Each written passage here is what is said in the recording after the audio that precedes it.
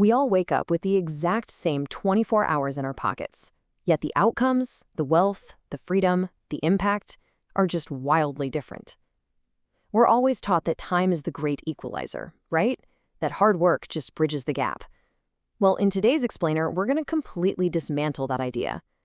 We are decoding the hidden architecture of reality and looking at the exact systems that allow some people to literally bend time to their will. So what if I told you your time is not equal to mine? It sounds a little arrogant, sure, but it is the absolute truth, and it shatters this whole illusion of time as an equalizer. An hour of your day does not inherently hold the same value as an hour of an expert's day or a billionaire's day. The difference isn't the ticking of the clock. It's what that time is being passed through. We have to stop viewing time as this flat, universal measure of value and start seeing it for what it really is, a raw material. And this brings us to a massive shift in perspective. Time, alongside your attention and your energy, is the true base currency of human existence. Think about it. Even if you're totally broke, you still possess these three raw materials. You can convert them into skills, into networks, into knowledge, and into systems. Which means, at its core, money is really just stored time. It's refined energy. When we say someone is making money, what they're actually doing is trading the refined products of their time. The profound realization here is that you are an investor, and every single day you are spending your base currency. Which brings us to Section 1, the Universal Conversion System, the hidden engine of reality. Every single thing you do is an active conversion process. You take a resource, you put it through a process, and you get an output. It's that simple. The real game of life isn't just about hoarding resources or working yourself to the bone. True wealth is created by intentionally allocating your resources into the machines, the systems that have the highest possible expected output. You can put the exact same input in, but you'll get completely different futures based entirely on the machine you choose to use. Let's break down those outputs in Section 2, the two types of output: consumptive versus productive. This right here is the ultimate fork in the road. It's the exact moment where your time either dies immediately or it grows exponentially.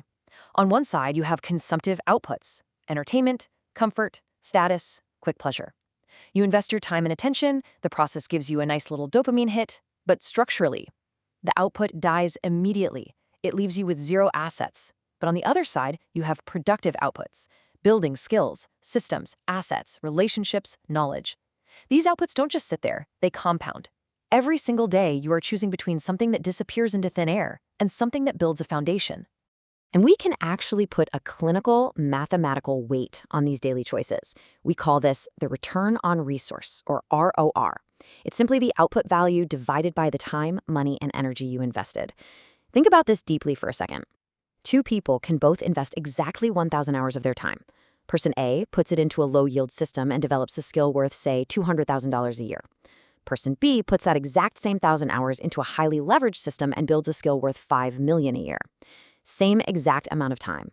The only difference? Their return on resource. So how do we guarantee a high return? Let's get into Section 3, the 5 value multipliers. There is a hidden code that determines why some systems multiply your investment while others just consume it entirely. It comes down to 5 distinct drivers. First up, leverage. Does your effort reach millions, like writing software, or is it trapped in a one-to-one manual exchange?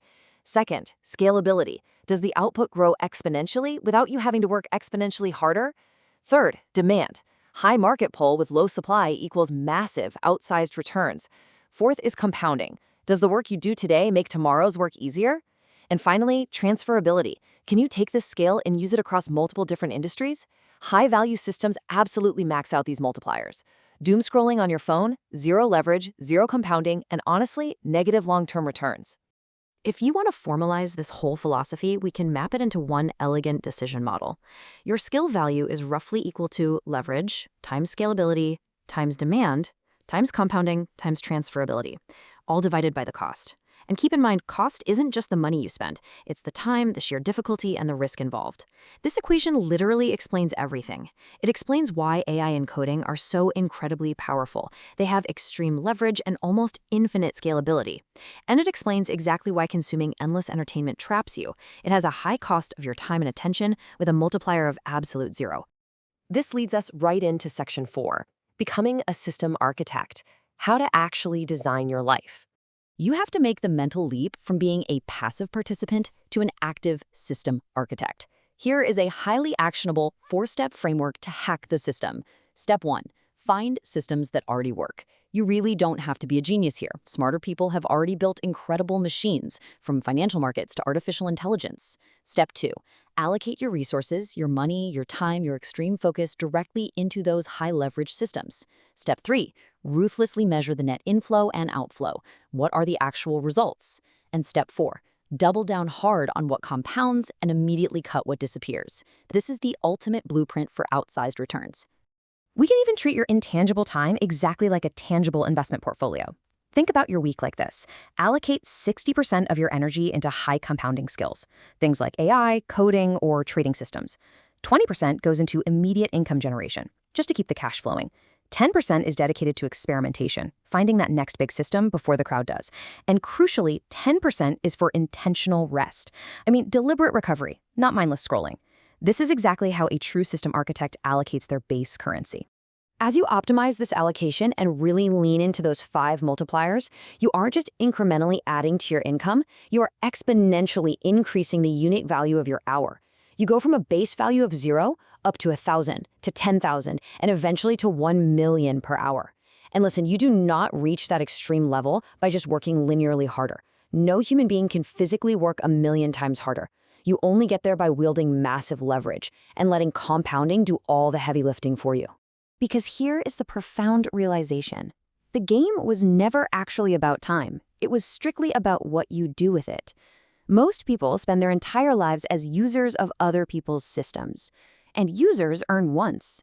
But the true creators of wealth, they're the owners. They build, control, and optimize the systems. And owners earn repeatedly.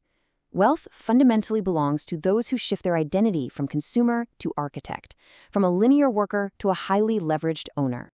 So let's anchor this law in your mind. Your life is the result of how you allocate your resources across systems. Every single time you open an app, start a new project, or spend a free hour, you are feeding a machine. So I'll leave you with this one question to carry with you today. Look at the exact activity you are planning to do the moment this explainer ends. What system are you feeding your base currency into right now? And is it compounding your future or disappearing forever?